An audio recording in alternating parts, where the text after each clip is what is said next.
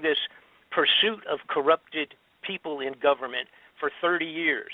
All right, so that's why I go back to when Alex was still in school and listening and watching my exposés himself. Now, that was the way he introduced me. But the day that I talked about the incoming of Nibiru, he was freaked out. And the bottom line is this: he's scared. It's an internal thing. I'm not going to say that it's financial. I believe it's totally an internal, personal thing with him. And the concept, the things I was talking about, are very frightening. And some people, are just not going to buy into it until it's, until it's a vivid, in your backyard, it's all over kind of a situation. And up to that point, there are many people, including Alex, that are just frightened off by this. Now, what I would like to, yes, go ahead. Yes. I wanted to get Dr. Beer. Kenneth Beer is with us. He's been doing the radio show here with us now since all the way back to 2011 when we started it, and he's really familiar with your work all the way back to WWCR and Shortwave Patriot Radio. And Kenneth worked with Bill Cooper in Kaji back in the 90s. Kenneth, say hello. Hey, Bob, it's good to actually hear you on the show. I remember hearing you years ago on Patriot Broadcast Networks and various forums, and it's amazing that you're actually on the show now. So I'm all ears tonight, and I can't wait to hear what you're going to share. But I've followed you for so long, and I'm kind of like Alex Jones with you. You opened my eyes. Well, thank you. I greatly appreciate that. And what I probably should do is, I have to do this very briefly because I've been doing it so long, and my personal story is so complex and what have you that, so I don't want to spend a lot of time on that. But for the people that do not know who I am, they can go, of course, to my website, which is bobfletcherinvestigations.com. Now, if you just go on Google and put in Bob Fletcher, you'll end up there also, because I'm kind of like all over the place there, sort of like a bad fungus, I guess. But at least to the bad guys in government. So as a matter of fact, I had to quote Senator Kerry, John Kerry, who's now, of course, Secretary of State. I had assisted his offices profusely many years ago in one of the inquiries relative to drugs and government officials, and I had just run for the United States Congress in 1990. And he asked me what if I, and matter of fact, I almost took that seat, but he asked me what would have happened if I had taken the seat and become up there in Congress. And I jokingly said, well, I would be the biggest pain in the butt that they ever had in Washington. And Senator Kerry's response there was that he said, I got news, you already are one of the biggest pains in the butts in Washington. And that was, of course, back in 1990. That's a long time ago. But it's one of the best things I ever heard out of a senator's mouth out of Washington, D.C., that I was already causing them more grief than they wanted to share. But for those folks who don't know me, I got involved totally non-intentionally. I had a company, was taken over. I merged. It's not taken over. It's not, well, yeah, maybe that is the right word. I merged my company with another company in Atlanta, Georgia in 1985 or 86, that period of time. And it turned out to be run and operating by a covert Central Intelligence national security operative who supplies weapons for all of the small wars that you referred to just a few minutes ago around the world that have been taking place. This was a Central Intelligence operation. They took over my business to use it as a covert front. And then, and again, it's totally unknown to myself. There's no way of knowing that until you're already into it. Once I had signed papers and merged, and a few months into it, then I started meeting all of these military generals and officers and covert operatives, and Lieutenant Colonel Bo Greitz at that time is a good friend of mine. At that time, I met him when he had just come back from doing covert operations looking for prisoners of war, and that was in 86, that period of time. And they were still... Bo was still bringing and getting prisoners of war out of the old Vietnam War. And these people, of course, who I'm talking about that supply the weapons for all these small wars, make multi-millions of dollars, and of course they also end up being involved with drug smuggling, Oliver North and all of that Iran-Contra business.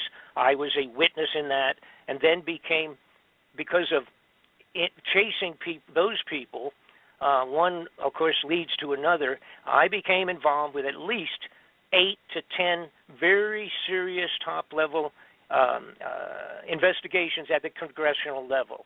Now, I also have to add that absolutely none of them go anyplace. They are all complete garbage for the television for the most part, and to get senators and congressmen reelected because they show you all the wonderful things they were trying to do to clean up America, and in most cases it's all garbage. Now, put that aside. That's how I got involved with this stuff of chasing and following, going after criminal people, criminal personalities at the highest levels of our government, all the way up to the White House, and it's nonpartisan. They're crooks, liars, and thieves on both sides of the fence.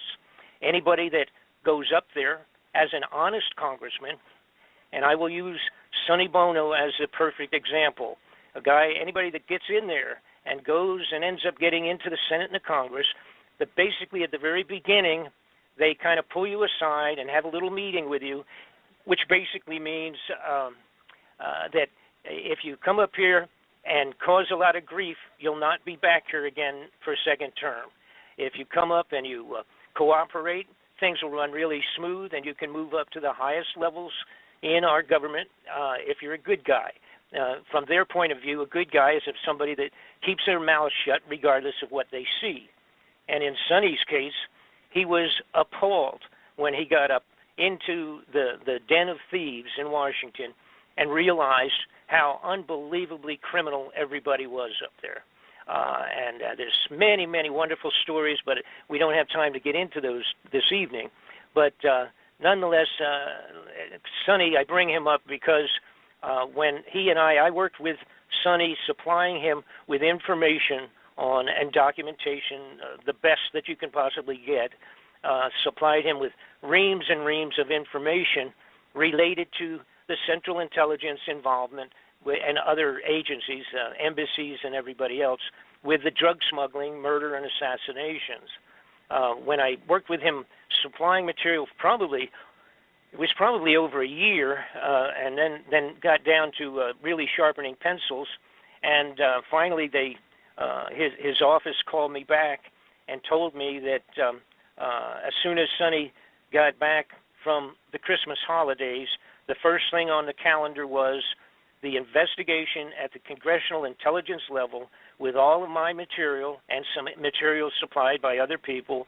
They wanted to make sure I was ready to come back into Washington. I was living in Los Angeles at the time. Was I ready to come back and make sure that I had all of my stuff with me and that I assist them in bringing in other witnesses, which included drug smugglers and everybody you can imagine that was going to come forward to a brand new congressional investigation. And for one of the first times in the history of congressional inquiries, Sonny's offices informed me that they had subpoena powers. So they were going to be able to force people to come in and force them to either answer questions, or they actually could put them in jail until they decided to cooperate. That never happens normally in any of these inquiries. You know, these guys can go in and sit down, and then they say, oh, I don't remember, or I can't come in right now, I'm doing something else, or this or that, whatever, and they sidestep the serious questions. That wasn't going to happen on this inquiry, and I loved it. I was overwhelmed with joy, and I thought, oh my God, this is going to be one of the first times we're going to be able to nail people right to the wall with unbelievable criminal activities coming right out of the White House and going up that far. And 10 days later, Sonny Bono was murdered on the top of the ski slopes in Nevada. Of course, they told everybody can remember, they had this traumatic announcement that Sonny had crashed into a tree and died from running into a tree with his skis on. And of course, nobody knew, because this has been kept very much undercover, the putting together this investigation. You know, nobody knew that at all. And of course, here I'm sitting in Los Angeles. I could have fallen off of my sofa, I guess, when I saw the news. When I called back into his offices, like a day later, day or two afterwards, they wouldn't take my calls. And I thought, now this is the fellow in the gentleman that ran the office basically for Sonny was a guy I had been close with. You know, we had lunch when I was in Washington and what have you. As a matter of fact, one time when I had gone to Washington about 2 years ahead of this period of time, maybe a year ahead, I was in Washington to see stuff in there. I stopped in along with other activities I had there, and Frank, his name Frank Cullen, he came out and he said, I looked into the office and they had tapes up and they were blocking people off, and he came out and he said, we'll have to go down to the restaurant. We can't come in. And I said, what's going on? Because people were up on the desks and there was powder all over the place from the ceiling, and they were climbing around doing all sorts of stuff. They had electronic equipment, 3 or 4 technicians wandering around in Sonny's offices in the Congress building. And I said, what is going on? And they said, Frank said, somebody's been tapping our entire offices. And now, read my lips, right? Tapping the offices of a congressman in the congressional buildings, in his office buildings. And I said, what in the world? I said, well, you know, that doesn't surprise me, what we're doing, what we're in the middle of right now. And, of course, that would have been at the very beginning of when I was supplying them with the information that I'm referring to of drug operations and what have you.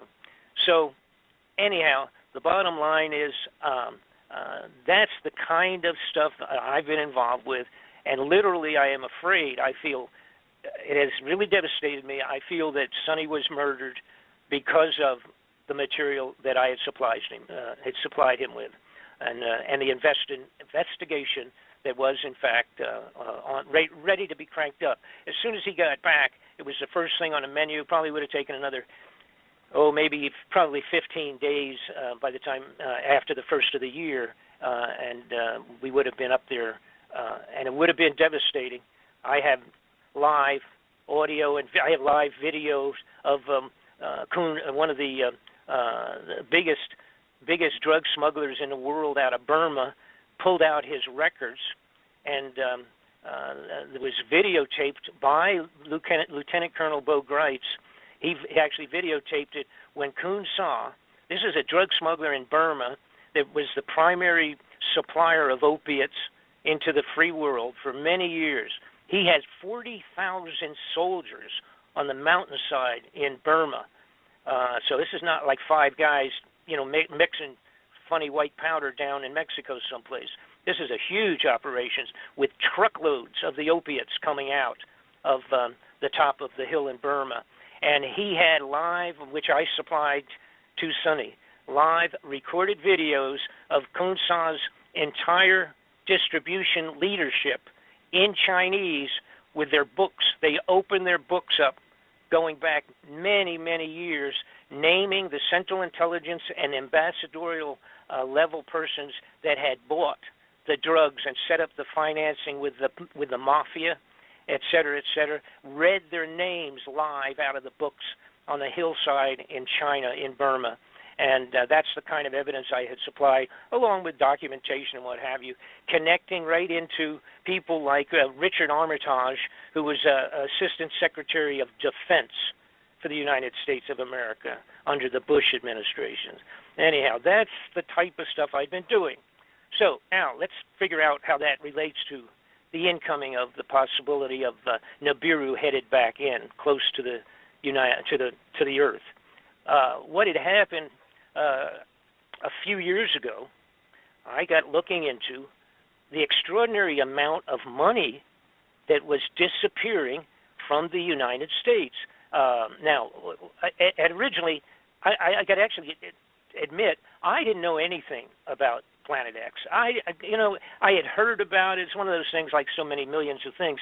You hear about stuff, but then if it doesn't move to the forefront, or you're not directly involved with it, like in my case, if you're not directly involved with it, it's like just sort of out there, and nobody could.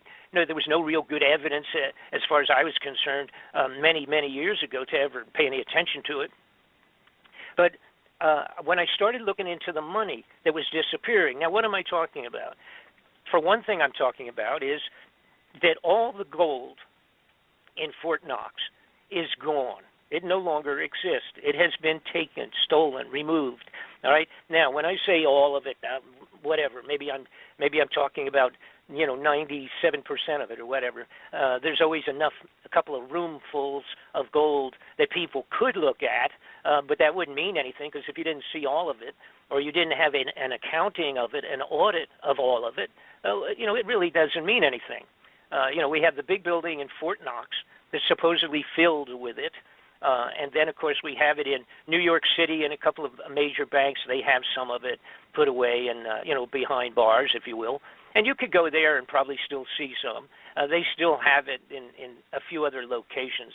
But for the most part, when you're talking tons of gold in gold bullion, tons and tons of it like there was at one point in time, that's not there anymore. That's just gone. We have about in 2010 or 11, whenever it was, after the financial banking crash around the world, the global pinch, all right, that affected everybody, 2008, 9, 10, that period of time, the banks or those banking entities from Germany and a few other places, they came forward over here to the Federal Reserve and they said, we need a couple of tons of our gold. They have, all those nations around the world have deposited their gold, but huge amounts of their gold, at the Fort Knox vaults as a security situation because some of the nations have always been a little shaky since World War II, and they worried basically about random overthrow of the governments or whatever, that type of insurgencies and what all. So they had put tons and tons. I believe the amount that Germany had in there was 1,500 tons of gold, just themselves. Well, anyhow, they came forward and asked for it, and the Federal Reserve said, oh, no, you can't get it right now. Uh-oh, what's wrong with that picture? If you got a couple $1,000 of mine, I would be upset. But if you had a couple 1,000 tons of gold of mine, I would really be upset. It's kind of figures that the average guy can't even perceive. So following that, there were several other nations that came forward. They asked for their gold, and they were told the same thing. And interestingly, they were told to kind of get back in 2020, in the year 2020, they could probably get a good audit or some of their gold. That was kind of what the original answer was. And then, of course, we had Ron Paul came forward in Washington, and he has for several years said he wants an audit. We require an audit. The United States wants to know if the gold is there, because he agrees with me, and that is that it's gone. And, of course, they told him the same thing. Basically, they just said, go away. You have no right to even require or request at the senatorial congressional level that you do not have the right, because that's the way it's set up in terms of the Federal Reserve creation and regulations. Nobody outside of their own group of bankers have the ability to audit or even request an audit. And, of course, that doesn't happen. That's kind of like having Al Capone keep track of the mobsters for you or something like that. So that doesn't happen. Right. All right. So now we have that kind of like really bothers me, and I'm listening to that and watching that and all, and I thought, what's wrong with that picture? And then Donald Rumsfeld, the guy that was in charge of the Department of Defense at that time, came forward on the floor of the Congress. Now, this is important, is the date that he did this, the day before the 9/11 terrorist event in New York. Rumsfeld came forward on the floor of the Congress and said that he had lost, the Department of Defense had lost $2.3 trillion. He said it went back a few years, but apparently they just can't locate it. They don't know where it went. $2.3 trillion over about 10 years. Then, of course, we had the next day was the event that occupied the news for the next 7, 8 months, for crying out loud, and that was the outrageous event in New York City. End of story. You never heard again. You never heard a word about Rumsfeld and the Department of Defense missing and losing their money. And by the way, that amount of money equals $8,000 for every man, woman, and child in the United States of America. That's how much that is. Wow. Okay, so let's move forward. what else bothered me? The woman who's in charge of keeping track of the Federal Reserve distribution of funds from the Federal Reserve into international banking, she came out and somebody asked her on the floor of the Congress at an inquiry that they had understood that somehow there was $9 trillion off of the books progressively over the last few years of the banking Federal Reserve being lent out to people, bank systems in Europe, but that they understood it was quote unquote off the books and it was not really definable as to where it had gone. And she had not acknowledged that that was a fact. So there's $9 trillion. Now, we're not even talking billions. We're talking trillion here. And again, it was progressive over a period of time. But basically, she said that she would look into it. But yeah, she understood there was sort of a, again, they just were not positive where it had gone to. So anyhow, done deal. There goes $9 trillion. By the way, that works out to about $30,000 for every man, woman, and child in the United States of America. So we're almost getting serious money here. So anyhow, when I put all this together, and then there was many other outrageous situations with huge, gigantic amounts of money just vanishing progressively over 10, 15, 20 years. So now you got to realize, see, there's no way to money launder $1 trillion. Not you can't $1 trillion, and we're talking 2.3 vanished from the Defense Department. If you were slick enough to embezzle that out of the funding of the Defense Department, you can't go to the local bank and hide it in your safety deposit box. All right, not even Pablo Escobar, the drug smuggling operations, they couldn't do anything with that. So I sat, and I was thinking, what in the world? Where could money like that go to? What are we talking about here? And again, it's 20, 30 years maybe altogether. This is a total outrageous volume vanished. And then I remembered somebody in 94 had come to me, not just one person, but many people, and I was involved with a bunch of different things, and I testified before the U.S.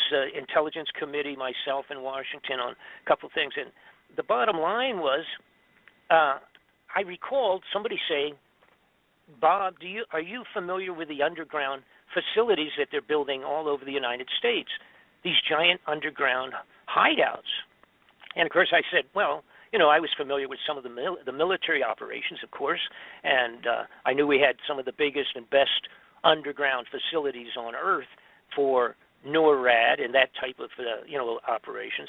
And then, of course, somebody said, well, I'm talking about like even at the Denver airport is a giant underground facility. And, of course, I had a friend that was real close to that and a couple other people that were involved in the financing and what have you of government and all of that.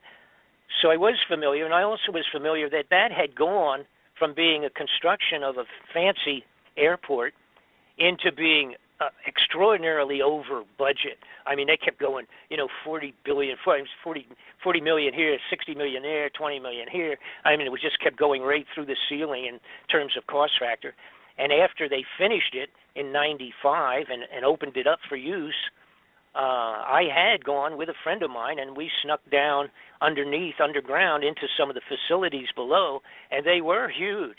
They were gigantic. We had tunnels and tunnels and all kinds of offices and just all kinds of things underneath there. Had nothing to do with the airplanes coming in and out, and entire 7-floor buildings that were buried underground there and what have you. And today, now that was in 95, and I actually photographed and got some film, whatever, that actually somebody ended up stealing, but it doesn't make any difference because now we do have we have a lot more. I have live footage underneath these facilities as we speak. But the point was that was a heads up for me. And then I remember talking to some truck drivers, said they had gone from one facility to another facility, probably 800 miles away, driving in his 18-wheeler, 40-foot truck, making deliveries between different points underground. And by the way, we're talking about facilities so large that 2 lanes cross each other for 18-wheelers underground, and mag-levitated trains going as fast as the speed of sound underground from one location to another. So the next point in my process of looking into this stuff was also the realization that somebody had come to me. Here's what had happened. So you explain this. Once I got involved with all of this stuff and had been doing it for 30 years, I had so many people coming, and they would say, hey, I work for the CIA, or I work for this, or I work for that. And I mean, I would meet them in some cases face to face. Several of them became friends, and they would just say, look, I can't come out. I'll get blown away. But let me just give you this, and I would get a packet of information, or I'd get some photographs, or I would get this, or I'd get that, or whatever. And that happened over and over again because so many of the bad guys were the same bad guys, interfaced with people 10, 20 years ago, and now they're mixed with a different group, maybe 3 or 4 other guys, and they're carrying out more covert operations around the world, doing A, B, and C. So that was what had happened to me, see. So it ended up where I was like a sounding board, and I used to, again, when different investigations came up, congressmen, senatorial offices, et cetera, would call me, and they would say, hey, we're looking into this. Do you have anything with this guy and that guy or that bank or this? And I would say either no, I don't, or I would say, oh, yeah, wait a minute. He was involved with A, B, and C over there 5 years ago. So that was what had happened. That was what had created my original lifestyle, if you will, and keeping me in this junk. So now let's get back to all the crazy stuff going on underground. I had somebody came to me and said, these underground facilities, they're all over the United States, but to add to it, they're doing it all over the world, in the major nations of the world are doing a similar thing, building these underground hideouts. And they said, well, let me show you this in Russia. Let me show you what they're doing in China. Let me show you this. So then I started thinking, what in the world's going on?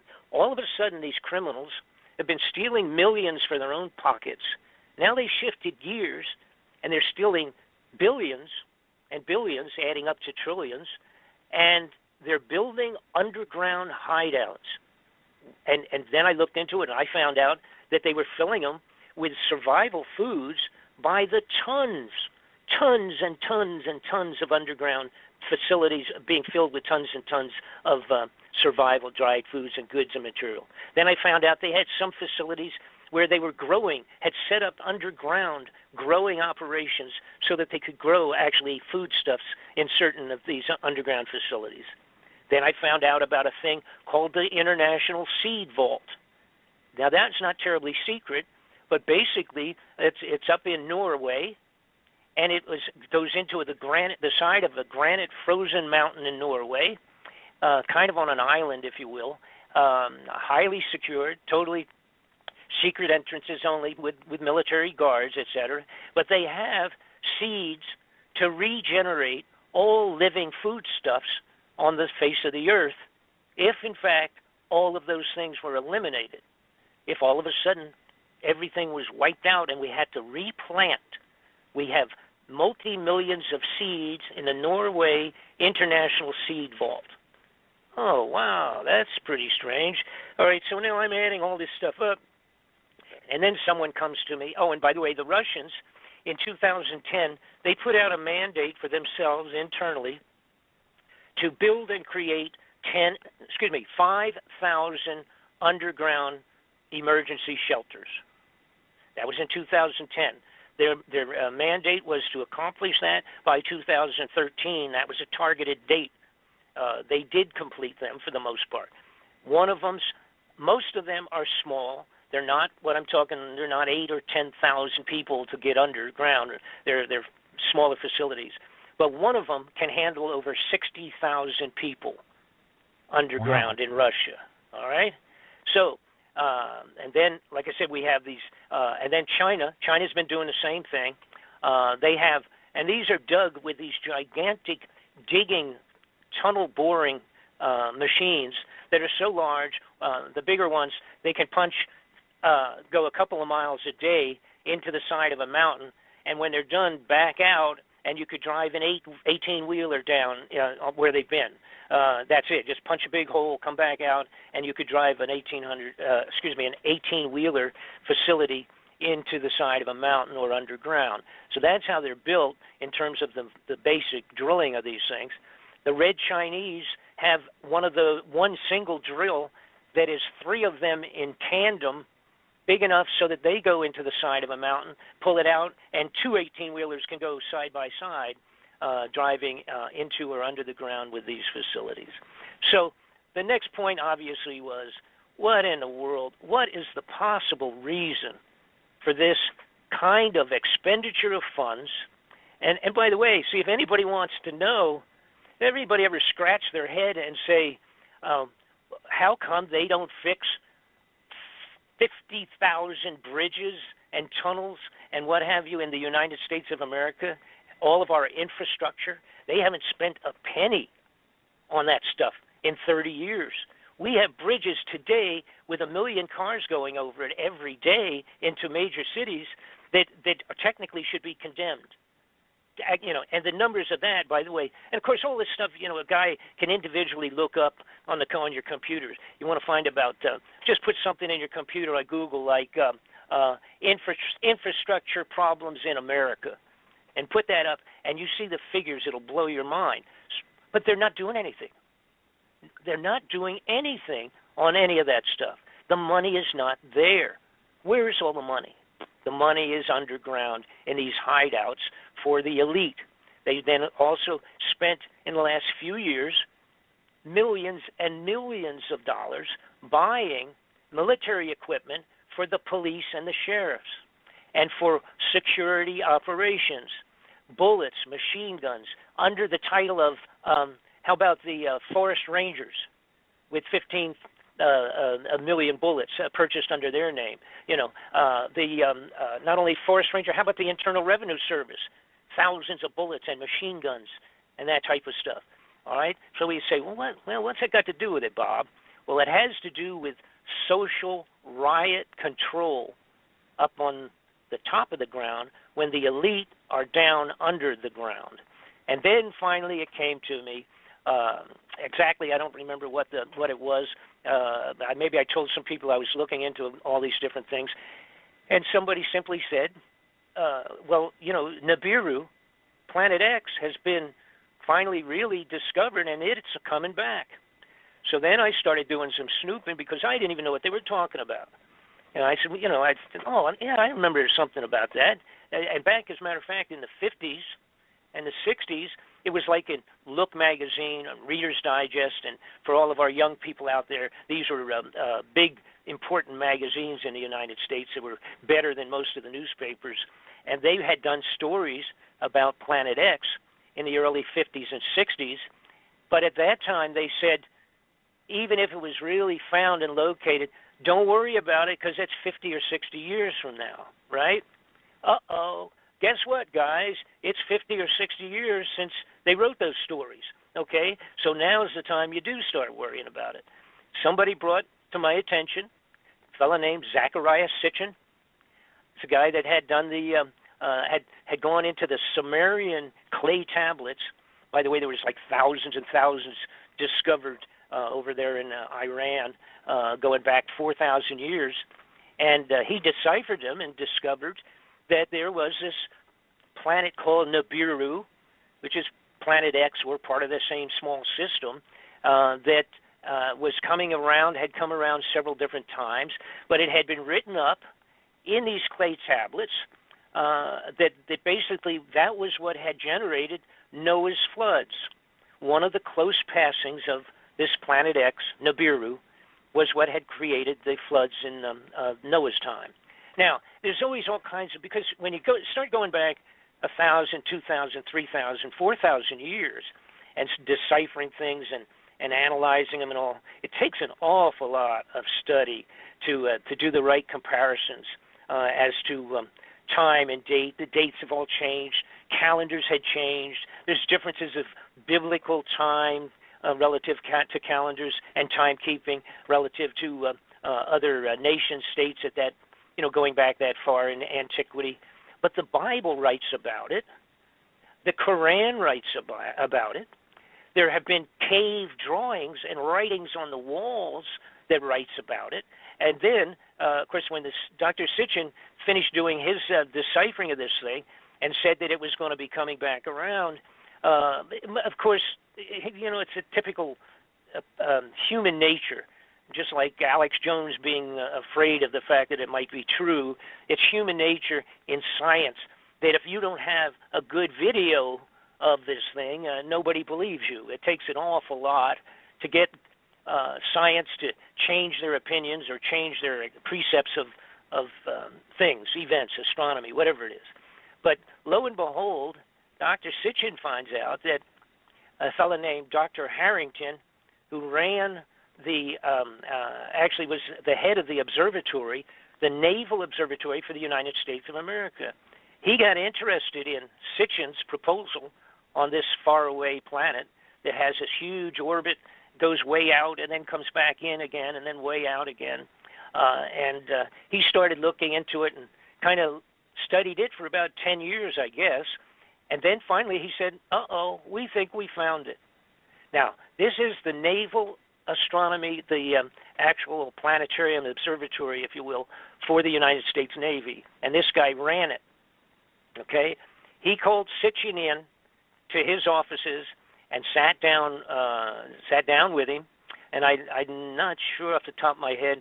I have 10 million things in my feeble little mind here, but I don't have the exact date. It's not important. I think it was 1990. And so Sitchin sits down with Harrington. Harrington says, I agree with you. I think that you're absolutely right. And as soon as he said that, in a short period of time, he became ill and he died of cancer in about, within a couple of years before he was able to complete his official report. Now, people, of course, could throw stones at that since the final report was never accomplished, but we have the actual videotape of that meeting between Sitchin and Harrington when Dr. Harrington admitted he was right and they had found it. So some point in time, and by the way, I have to say this also, I just throw this in. And I'm going to use the word credible because it's hard to know if they are or not, but every one of the people that would be called prophets that are any good, all right, the really best quote-unquote prophets going back 1,000 years or 500 years or 7 or 4 or 6, all of them talk specifically about Nibiru, the planet X coming back around, causing all of these different problems, et cetera, et cetera. And it included Mother Shipton from England 400 years ago that predicted scuba diving, submarines, automobiles, tanks, harvesting equipment, generators, computer systems, all of that. And she also made a big deal about Planet X Nibiru coming back by and causing unbelievable havoc on the face of the globe. Nostradamus does the same thing. And my point, I guess, here is when you have all of the religions, all the religious writings, even the monks on the top of the mountains in Tibet have the same stories, the same information related to the return of Nibiru. All right, now, and there's also junk related. I'm not going to get into it too much. Information, junk's not a good term. Information related to this also in the crop circles like crazy. All kinds of very specific points of the Nibiru return. So finally, it made sense where all the money went. By the way, we now have 103 underground facilities. I have finished the DVD. It's a double disc DVD. It's very tedious because I was obligated, I thought, to give all of the interfacing connections of in other words, connecting all of the dots from square one moving forward. It's a 4-hour DV, 2 DVs of 2 hours each. It covers everything, the political part of it, the foreign part, the secrecies, how they've been doing it, how they've been going about it, etc. But the bottom line is this, and some people will remember, 1983, Ronald Reagan did a speech on the floor of the United Nations, and he said, I wonder how we will all react between each other, and he was talking to the Russians and the Chinese, and at that time, he said, when we discovered some extraterrestrial threat, how well would we cooperate among each other once we found that there was an extraterrestrial threat headed towards Earth, and in fact, we all have to join together. Well, that's exactly the period of time, from my information, that Ronald Reagan was presented with the fact that Nibiru was headed back in, and gave him a fairly close estimate is probably the best term, of when it might in fact be going to arrive. So now I'm going to shut up briefly anyhow. If you have any questions or anything like that, jump on right now. We've also had, by the way, an awful lot of important people at high levels of international government that had died since this, that may very likely have been privy to the information of this planet headed back in, and that the upper crust bad guys were maybe worried that they wouldn't keep their mouths shut, so they eliminated them. And of course that includes 2 or 3 of the heads of the CIA that had been retired. They were all killed. They set them up and make it look like they were physical problems, or that they had, in Bill Colby's situation, they told us that he had fallen out of his canoe, and I did a major investigation into his death. He was murdered, no question about it. Who knows why Princess Kelly, or why, what am I trying to say? I'm having the princess that was so popular that died in the car. Diana? Diana. Princess Diana. She may possibly have been one that fit into the category of knowing what was coming and people being worried that she would shoot her mouth off. Because you have to understand something. A lot of people, and a lot of people ask, when are they going to tell us? When are they going to make an official announcement to the people that this thing is coming in? All right? That can never happen, and it will never happen. There will not be an official presentation that, oh, by the way, we'll call it my fellow countryman speech from the president. That's not going to happen. Now, if it does happen, let me rephrase it. It may possibly happen, but when it does, the United States will already have to be under martial law. The entire country has to be under martial law before they make that presentation. And, of course, when they do make it, all those people that have their tickets to go underground are already going to be there, and the speech will be put out on a pre-recorded format to the rest of the world. They're going to be gone, and they don't want any interruption on their way down into the tunnels, all right? So the bottom line is, my opinion is, they probably will never make that announcement official. But before it becomes visible in the sky, where people start saying, and thousands of just average folks, but also, of course, the amateur astronomers, before any of them get to where they can actually say, uh-oh, there's a new star.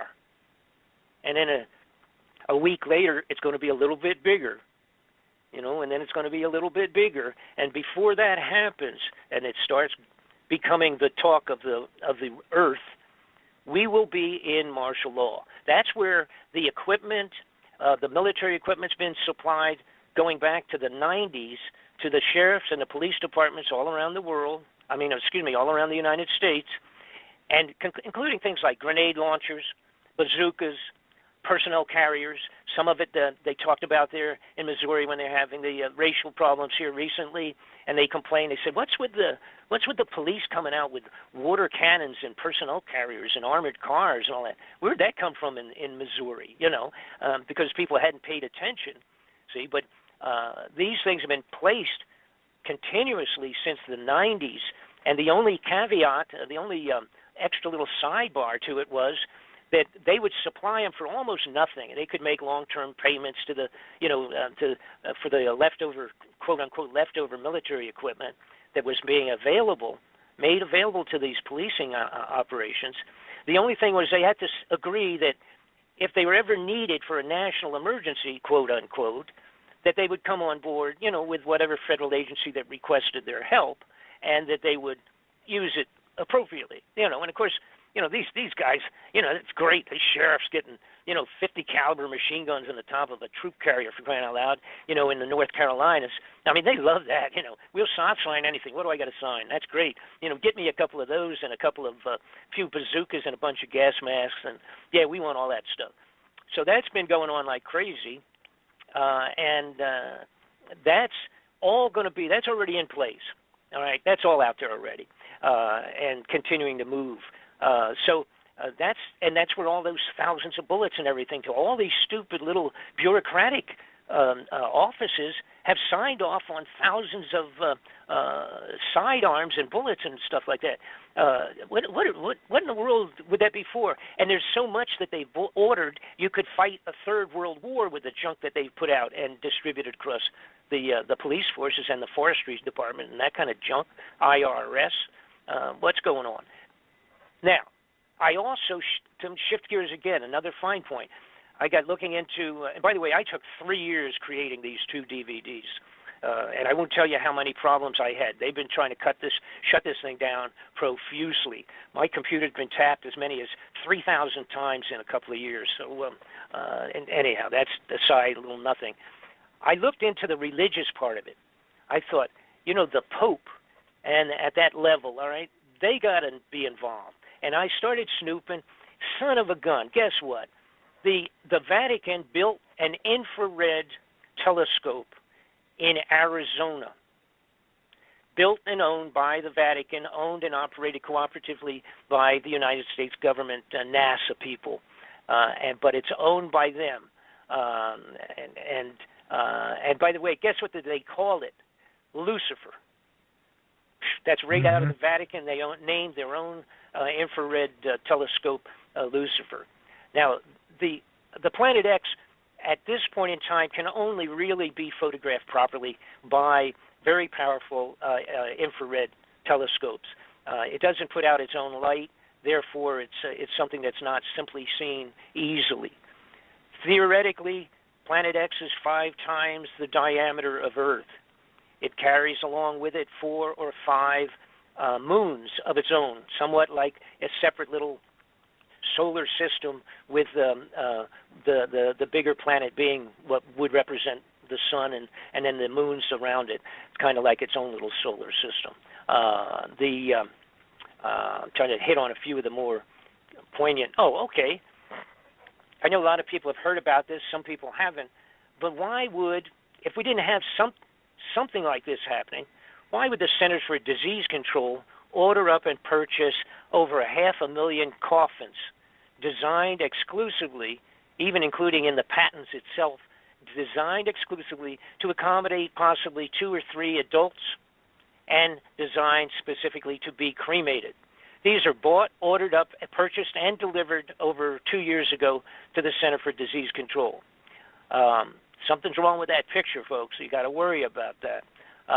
The other thing that people ask me, again, maybe possibly being a little bit repetitious, but a lot of people ask, why can't we just go out in the backyard and see it? Well, first off, it's way far off in terms of distance still. It is already affecting everything. The crazy weather that we have on the globe in the last 2 years, it can be, I think, my opinion, along with people that are on the scientific side of it. I didn't come to this as a scientist, as an astronomer. I have to depend on people that have been doing it for years. Some of this I discovered myself once I learned what was happening. For example, all of the planets have been changing, going from Pluto inward. All of the planets have been heating up.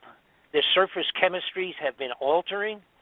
There's having storms on the face of some planets. They've never seen that ever before. That's right. Some of the planets are wiggling, jumping around a little bit in their orbits. They're not quite sure what's going on with that. All right? Now, Planet X comes back from a distance out beyond the Oort cloud. And for people that are not familiar with that, and that would include myself 3 years ago, the Oort cloud is like a gigantic circle of space debris in tremendous volume. I'm talking trillions and trillions of pieces, I guess, of space debris that constitutes what they call a cloud, named after the guy that discovered it, named Oort, a German or a Yugoslavian or something like that. Anyhow, it comes in from way out there. That Oort cloud, so that you get a handle on this, that Oort cloud surrounds the entire solar system that we are existing in. All right, so that's how big it is and how far out it is. All right, the Planet X is said to be returning from way out past that, coming back in, and when it travels, it's like a bowl. I refer it to like the bowling ball effect. It's like a bowling ball coming down the alley into the 10 pins at the end of the alley, and as it goes into all of that debris and everything else on it, making its way on inward, it's affecting by gravitational effects and physical collision, etc.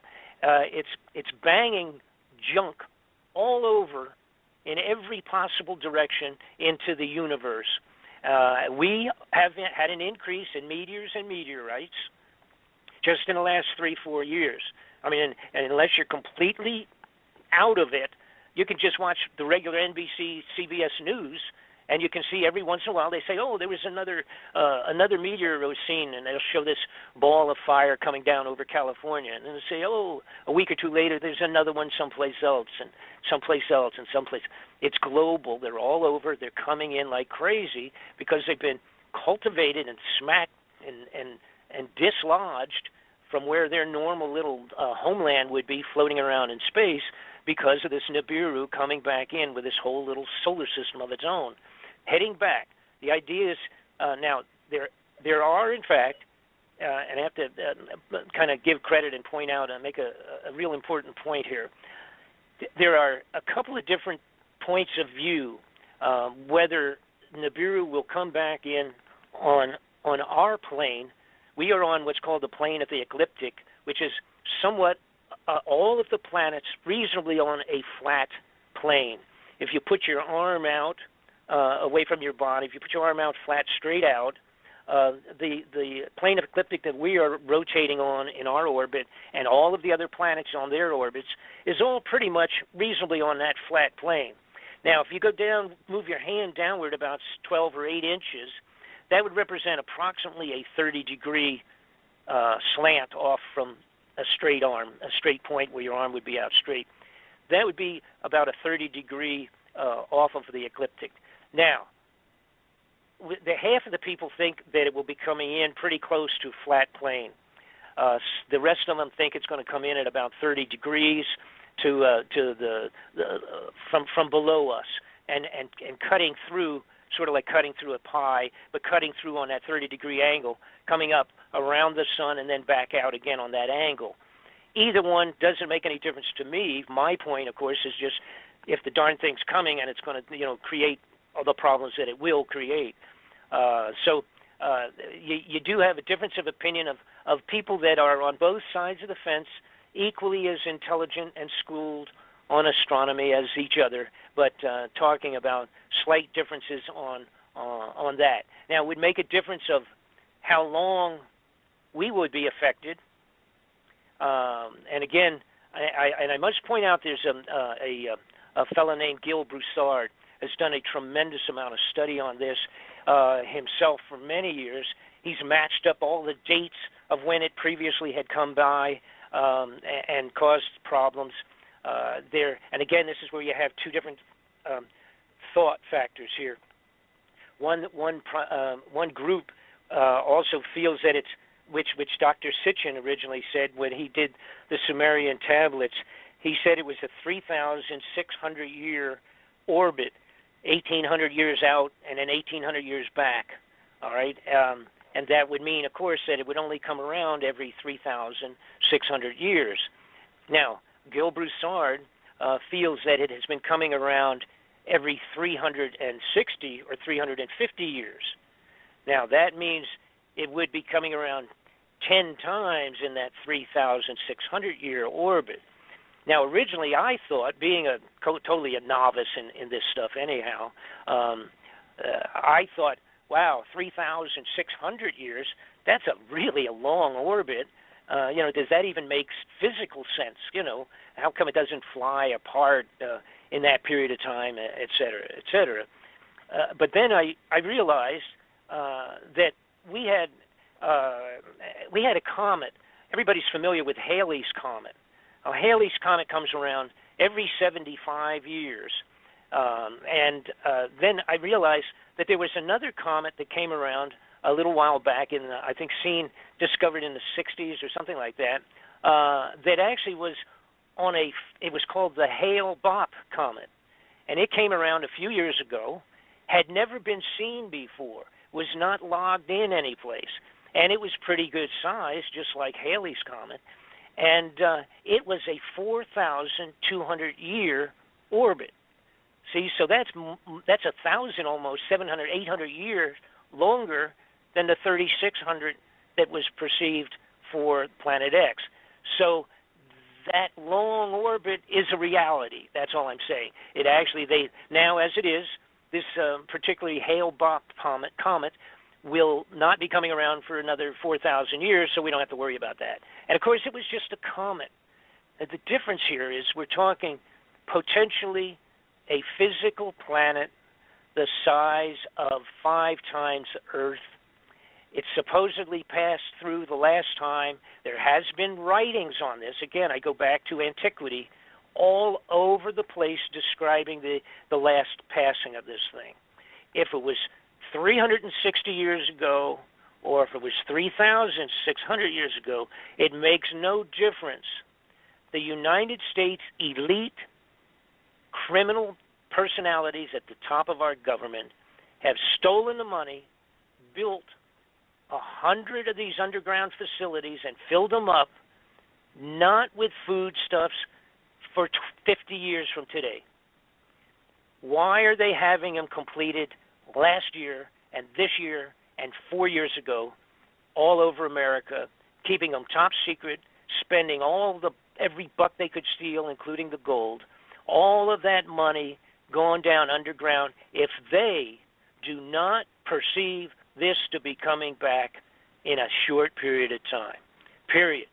Now, let me leave this open now to you guys. You got any questions, more than 700 of them, please go ahead and ask, and if I can answer it, I will, and if I can't, I'll just tell you I don't know. Oh, great. Well, I'll tell you what, this has been unbelievable. You have touched upon every major point that, I mean, wow. Thank God. And I'll share some things with you, and then I'll also pass over a couple of questions that some people had sent in. What's fascinating is that when you look at, if you were to make yourself a model of the solar system, of our solar system, and then create a second model of another solar system, bigger, smaller, doesn't really matter, and you would take the two models and you would slowly move them toward one another, and then and move them past one another in an elliptical orbit, which is arguably what this is supposed to be in. If you were to create that model and move the Nibiru system through our solar system and in an elliptical orbit and back out again, what you would end up with is 2 events, not one, but 2 events. And what's fascinating is the Bible actually explains those 2 events in rather vivid detail in a couple of verses. In the 6th seal, at the 6th seal in Revelation chapter 6 verse 14, you have an event that's along the lines of the Velikovsky type stuff, which is similar to the Edgar Cayce vision, where it says in Revelation 6:14, it says, every island and mountain was moved out of place. What's fascinating is that matches similarly to what Father Malachi Martin testified on Coast to Coast AM in 1998, I believe it was, where he said he was given this 3rd secret of Fatima by some insiders, and that there was supposedly a pole shift in the 3rd secret, and it was supposed to happen in 2017. Now, if Nibiru, the system, moves through our ecliptic plane and comes back on the elliptical orbit through again a second time, what's fascinating is about 3 years later, arguably, because the Great Tribulation of the Bible is about 3.5 years long, okay, Revelation 16, verse 20, in contrast to Revelation 6:14, says every island fled away and the mountains were not found. So what you Absolutely. have in Yep. So then you have a dynamic in Revelation 16, verse 20, that is very similar to what you see in the movie 2012, where the crust of the earth completely gave way and entire continents were destroyed. And that's fascinating because the timeline just seems to follow suit with an elliptical orbit of a star system moving through our solar system. One of the questions that someone had submitted was, have you heard any word in your from people in your sources and such about Puerto Rico, something happening in Puerto Rico, FEMA coffins, stockpiles of emergency supplies, things like that, anything associated with Puerto Rico? There is a prophet by the name of Ephraim Rodriguez who's talking about a comet or an asteroid splashing down off the coast of Puerto Rico. What do you know about that? Yes, I know that the reality is that a huge amount of maybe even either a secondary order or the bulk of that first order of at least 500,000 of those coffins I referred to have been moved for storage there. I do know that a couple of million body bags were ordered up and have ended up there in terms of the storage. Now, I don't know if, in fact, first off, I don't believe there's any way anybody at this point in time could say XYZ is going to hit into the waters close there or something of that sort. I don't know. Personally, my gut feeling overall is that that probably would be a lousy place, but for some reason, temporarily, yes, that's a truism. That stuff is down there, or at least some of it, and in big numbers. That's all I can say as far as that's concerned. I'm not positive about if anybody would have the ability to get close enough to say. And besides, here's the other point. If we saw a tsunami in a couple of years ago, and we witnessed that, and it was unbelievable. And that was from an earthquake way far out in the ocean. These tsunamis that would be set up and generated from large, let's say something the size of a school bus, anything the size of like a school bus that went into any of the oceans on the earth, will set up tsunamis that would be shocking to almost every coastline, east and west, away from the center point. It only takes something that big if it's coming in at the speeds that these would be coming in. We witnessed one, and now this is another important point as people relate to why can't we see these things, et cetera. First off, it's not close enough. But secondarily, we have to remember something that we saw right in front of our face, and that was the meteor that we were watching and waiting for a meteorite or a meteor to come in that we were aware of that was going to come in over Russia a couple of years ago. And then on the same day, a secondary, which apparently had no connection to the first one, a secondary one came in and blew up really violently and blew like 2,000 windows out in Russia and injured a whole bunch of people, et cetera. It was like a big bomb going off in the atmosphere. It actually did burn up and explode. Most of it did before it even hit. And when it hit, it went into a lake that was ice covered, and it was only the biggest piece, I think, that went into the lake was only about 15 feet across or something. But fortunately, just went into a lake covered with ice. But everybody right away said, where did that come from? Nobody on the face of the earth saw that thing coming in. No one. And when the head of NASA was asked about it a while later, he simply said, it came in from the direction of the sun, and we could not see it. We did not, and we could not see it with any of our scopes. Okay? And then also, by the way, he was asked if a large element was coming towards Earth, and we knew it was coming in 60 days, what could we do? And the head of NASA said, pray. So that was the best preventative action that the head of NASA had for that question. But I want to get into another point, make another point. Now, what you're talking about is all, and again, it is all in the Bible. Not only is it in the Bible, but it's all over the place. You have to, you maybe have to do a little snooping. But now what you can do is simply get my DVD And I have all of that in there. I've got all the biblical connections, the dates, the elements, the descriptions, all of it. It's all in my DVD. Now, in 1999, there was a discovery made in Germany, and it was called, they end up calling it the Sky Disk. This was found at an archaeological dig in Germany, set up very similar to the Stonehenge in England, a big circular thing, and it was there during the Bronze Age, and approximately 3,000 years ago. And it apparently was literally some type of a sky observatory in the Bronze Age. So we had some people, they were really into what's going on in the sky, like the Egyptians going way far back. And this thing that's called the Sky Disk is approximately 12 to 13 inches across. It's circular, like a shield, so to speak, but it's a piece of art, if you will, but it actually is a diary of the passing of Nibiru, causing a solar eclipse during a particular day when this happened. Now, could that be the 3 days of darkness that everybody's talking about, do you think? Oh, the 3 days well, yes, but this was actually, according to this, it appears that it was only 7 hours. But you have to understand, there are a lot of other things involved, like debris and junk and everything coming along behind this thing. Now, that's where we're going to have real problems. The reason I'm asking, because I'd love to hear your thoughts on this, because there are prophecies. There's a Padre Pio prophecy from 1950, 1951, which includes 3 days of darkness that are supposed to be coming upon the earth. And then, of course, you have the reference in Revelation 6, verse 12, where it says the sun turns black as sackcloth of hair. Well, it doesn't give the duration, but certainly if the sun turns black, yes, it's going to be pretty darn dark.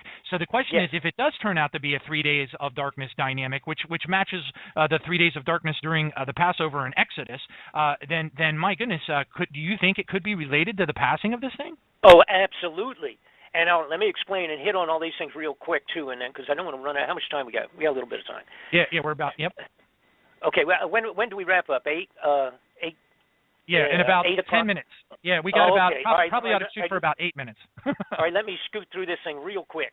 This star, what's called the Sky Disk, it's made of bronze. I believe it was literally poured, as a matter of fact. They were pouring bronze back then, and that's pretty amazing. But anyhow, they're making weapons and all by pouring them into molds. So they had to make a mold and then pour it. I believe this was poured. It is in bronze, 12, 13 inches across, circular, and highlighted in gold. The whole thing, all the planets and everything indicated on the disk is in gold. Now, here's the point. The location, a couple of things showed up in this. One is the different constellations that they very specifically have been able to identify are all on there in gold. The moon, the sun is there. The Earth is shown from the point of view of where they were watching this, and the moon and the sun are both seen at the same time. All right, and so it indicates. With the location of the constellations, etc., with new computerization programs, they have put in the locations and they have come up with a date. This thing was made 3,600 years ago. Wow. And it indicates, yes, and it indicates a solar eclipse by a large body, obviously not by the moon because the moon can be seen. Additionally, let's see, well, that's the most important point, I guess. Now, how this would have been done, obviously, was this astronomer. I've got to call him an astronomer. These people that built this huge observatory in the ground there to mark off the movements of the sky, they were blown away by this event. What it also shows, and this is important because this was, a matter of fact, Gil Bouchard came up with most of this, and it's a brilliant study, unbelievable in-depth study relating the biblical statements to all of these events. But it shows that what took place when this came by, it shifted the Earth 26 degrees. They can literally, with a new computerization, they feed the information that's shown on this down to not only the year, but the day, and it was 8:30 in the morning when this took place. That's how accurate the computerization is of the description given on the disk. So they actually have a date and a time, etc. Now, that 26 shifting of the entire axis because of this passing of Nibiru, now that refers to what you're talking about, the movement of mountains and all the rest of that. Now, you get into another thing where you talk about, and by the way, it was about a 7-hour eclipse, if I recall right. Again, this is off the top of my head here, and I have it all exact in my DVD, but I think that's what it was, which, of course, is a long time. Holy mackerel! You know, if you're talking in the middle of the day, you lose several hours of it, not just 15, a couple of few minutes, so to speak. Anyhow, it was several hours as opposed to a few minutes of a solar eclipse because of this being this giant planet going by. Now, here's what's going to happen. If everything happens as it's being perceived, taking historic writings, biblical accounts, all the rest of that, and mixing it with scientific reality and the size and all the rest of those calculations, this guy is going to come in. Now, when it comes in to go around the sun, and again, dragging with it a couple of moons, about 4 or 5 moons, it's also going to have a tail behind it of meteoric junk, all right, just space junk, dragging along behind it. That's when we're going to go through. They will take the Earth approximately 1 hour to travel through the width of the tail of that. After it's gone behind the sun, our orbit will drag us through it in a worst-case situation, through the tail. We'll take an hour to pass through it. During that hour, we will be going through a hailstorm of meteors. Burning hail, which is described in the Bible. Okay, that's what killed all these soldiers and all sorts of things, etc. Described very specifically in the Bible. Oh, absolutely. Revelation 6:13 says, "And the stars from the heaven fell to the earth as a fig tree drops its late figs when it's shaken by a mighty wind." We're down to the 5-minute mark. I'd love to have you tell people where they can go to get your DVD set in a little bit more detail. I'm looking at your website right now, and I don't see the link for it. It says Home About Media Videos. Where can people go to get this DVD set? If you go to and you have at least there, are you just on Google? Here's the point. Just go on BobFletcherInvestigations.com. It's BobFletcherInvestigations.com, or the Bob Fletcher Investigations, one long word, .com. You will get to my website. On the website, there's description. There's some pictures of underground facilities, a few things in there. But the title of the the double DVD disc set is Incoming. That's the title of it. You can get it easily. I've got a section in there. I guess it's under store. I don't get involved with that too much, but I guess it's under store or where to purchase or whatever.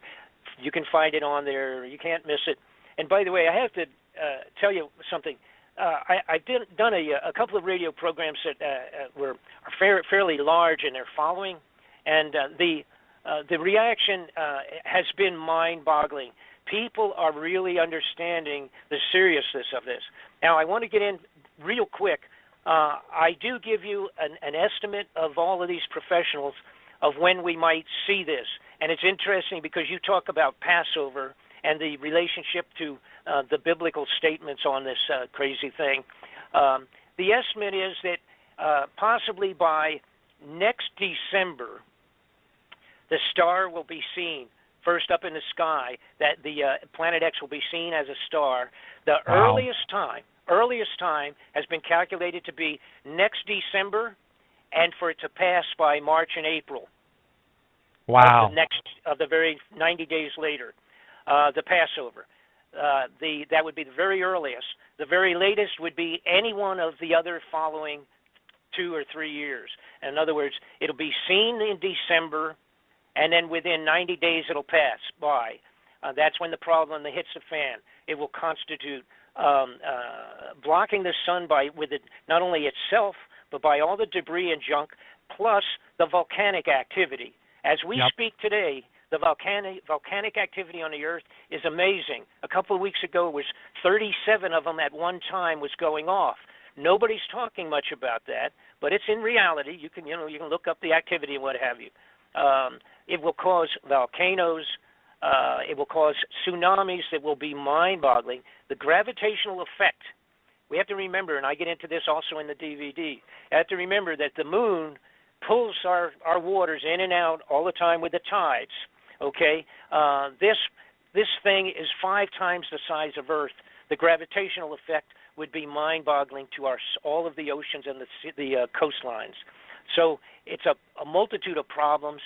And the 2012, the title 2012 motion picture that you saw that was created in 2010, I am afraid is a very, very close to what we're talking about with Nibiru. Amen. Praise God. And we are down to the 60-second mark. Thank you so much, Bob. God bless you. Let's just go ahead. Father God, in the name of Jesus, we just pray that this word will be spread, that people will be doers of the word, not just hearers of the word, deceiving themselves. James 1:22, that you will send this information out to people so that they can be made aware of what is coming upon this earth and get themselves right with the King of Kings and the Lord of Lords, Jesus Christ. Father, we just want to lift up Brother Bob Fletcher. We pray for his health. We lift him up, Father. Make him feel better. We pray for your divine healing power to come down upon him so that he can continue to live and spread the word and wake people up to the time that we are on. This is an exciting time to be alive, and we give you all the glory. Thank you, Jesus, and thank you, Brother Bob, for joining us tonight. Thank you so much.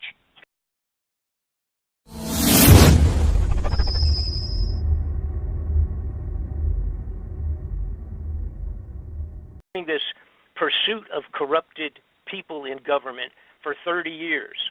All right, so that's why I go back to when Alex was still in school and listening and watching my exposés himself. Now, that was the way he introduced me. But the day that I talked about the incoming of Nibiru, he was freaked out. And the bottom line is this: he's scared.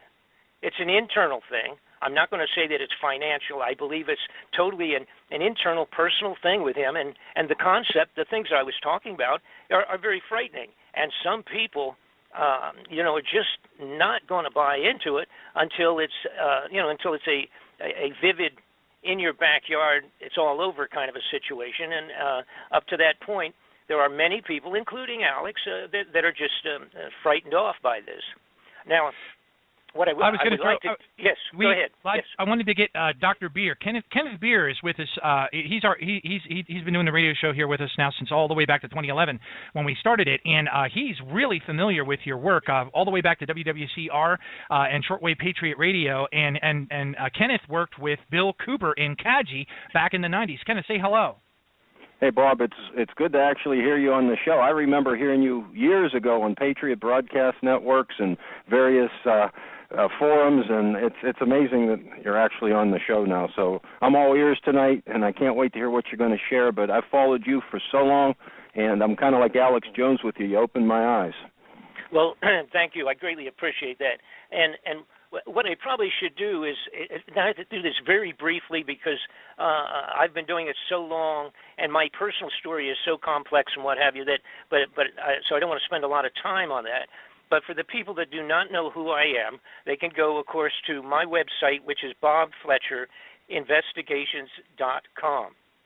Now, if you just go on Google and put in Bob Fletcher, you'll end up there also, because I'm kind of like all over the place there, sort of like a bad fungus, I guess. But at least to the bad guys in government. So as a matter of fact, I had to quote Senator Kerry, John Kerry, who's now, of course, Secretary of State. I had assisted his offices profusely many years ago in one of the inquiries relative to drugs and government officials. And I had just run for the United States Congress in 1990. And he asked me what if I, and matter of fact, I almost took that seat, but he asked me what would have happened if I had taken the seat and become up there in Congress. And I jokingly said, well, I would be the biggest pain in the butt that they ever had in Washington. And Senator Kerry's response there was that he said, I got news, you already are one of the biggest pains in the butts in Washington. And that was, of course, back in 1990. That's a long time ago. But it's one of the best things I ever heard out of a senator's mouth out of Washington, D.C., that I was already causing them more grief than they wanted to share. But for those folks who don't know me, I got involved totally non-intentionally. I had a company, was taken over. I merged. It's not taken over. It's not, well, yeah, maybe that is the right word. I merged my company with another company in Atlanta, Georgia in 1985 or 86, that period of time, and it turned out to be run and operating by a covert Central Intelligence national security operative who supplies weapons for all of the small wars that you referred to just a few minutes ago around the world that have been taking place. This was a Central Intelligence operation. They took over my business to use it as a covert front. And again, it's totally unknown to myself. There's no way of knowing that until you're already into it. Once I had signed papers and merged, and a few months into it, then I started meeting all of these military generals and officers and covert operatives, and Lieutenant Colonel Bo Greitz at that time is a good friend of mine. At that time, I met him when he had just come back from doing covert operations looking for prisoners of war, and that was in 86, that period of time. And they were still, Bo was still bringing and getting prisoners of war out of the old Vietnam War.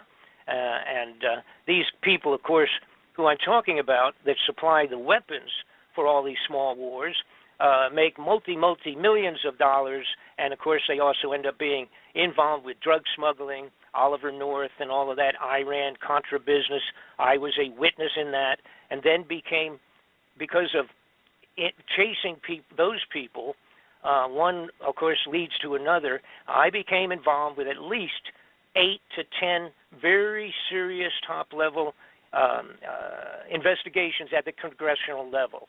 Now, I also have to add that absolutely none of them go anyplace. They are all complete garbage for the television for the most part, and to get senators and congressmen reelected because they show you all the wonderful things they were trying to do to clean up America, and in most cases it's all garbage. Now, put that aside. That's how I got involved with this stuff of chasing and following, going after criminal people, criminal personalities at the highest levels of our government, all the way up to the White House, and it's nonpartisan. They're crooks, liars, and thieves on both sides of the fence. Anybody that goes up there as an honest congressman, and I will use Sonny Bono as a perfect example, anybody that gets in there and goes and ends up getting into the Senate and the Congress, that basically at the very beginning, they kind of pull you aside and have a little meeting with you, which basically means that if you come up here and cause a lot of grief, you'll not be back here again for a second term. If you come up and you cooperate, things will run really smooth, and you can move up to the highest levels in our government if you're a good guy. From their point of view, a good guy is somebody that keeps their mouth shut regardless of what they see. And in Sonny's case, he was appalled when he got up into the den of thieves in Washington and realized how unbelievably criminal everybody was up there.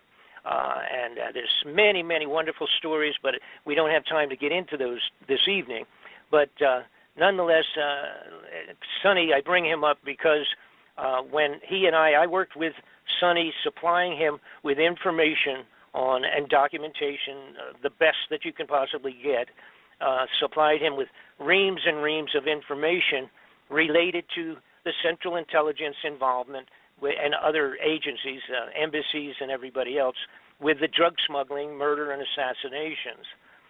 When I worked with him supplying material, it was probably over a year, and then got down to really sharpening pencils, and finally his office called me back and told me that as soon as Sonny got back from the Christmas holidays, the first thing on the calendar was the investigation at the Congressional Intelligence level with all of my material and some material supplied by other people.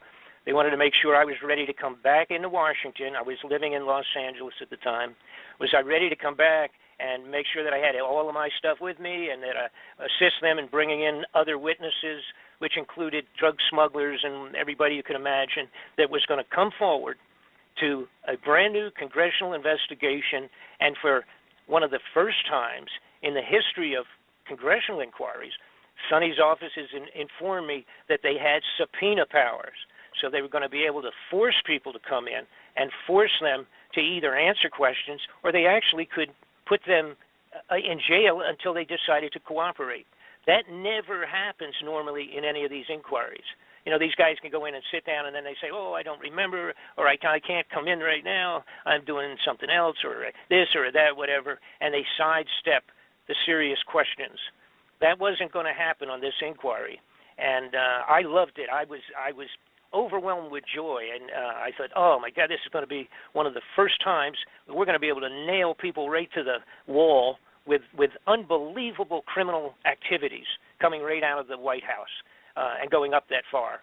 And 10 days later, Sonny Bono was murdered on the top of the ski slopes in Nevada. Of course, they told everybody can remember, they had this traumatic announcement that Sonny had crashed into a tree and died from running into a tree with his skis on. And, of course, nobody knew, because this has been kept very much undercover, the putting together this investigation. You know, nobody knew that at all. And of course, here I'm sitting in Los Angeles. I could have fallen off of my sofa, I guess, when I saw the news. When I called back into his offices, like a day or two afterwards, they wouldn't take my calls. And I thought, now this is the fellow the gentleman that ran the office basically for Sonny. Was a guy I had been close with. You know, we had lunch when I was in Washington and what have you. As a matter of fact, one time when I had gone to Washington about 2 years ahead of this period of time, maybe a year ahead, I was in Washington to stop in there. I stopped in along with other activities I had there, and Frank, his name Frank Cullen, he came out and he said, I looked into the office and they had tapes up and they were blocking people off, and he came out and he said, we'll have to go down to the restaurant. We can't come in. And I said, what's going on? Because people were up on the desks, and there was powder all over the place from the ceiling, and they were climbing around doing all sorts of stuff. They had electronic equipment, 3 or 4 technicians wandering around in Sonny's offices in the Congress building. And I said, what is going on? And they said, Frank said, somebody's been tapping our entire offices. And now, read my lips, right? Tapping the offices of a congressman in the congressional buildings, in his office buildings.